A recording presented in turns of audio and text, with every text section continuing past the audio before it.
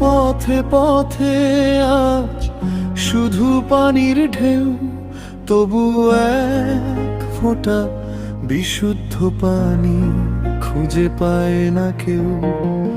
ডুবে গেছে ঘর, ভেসে গেছে স্বপ্ন চোখে, শুধু কান্নার বান। তৃষ্ণায় কাঁদে শিশু বৃদ্ধ, শুনছে না কেউ সেই আহ্বান। এক বোতল বিশুদ্ধ পানি বাঁচাতে পারে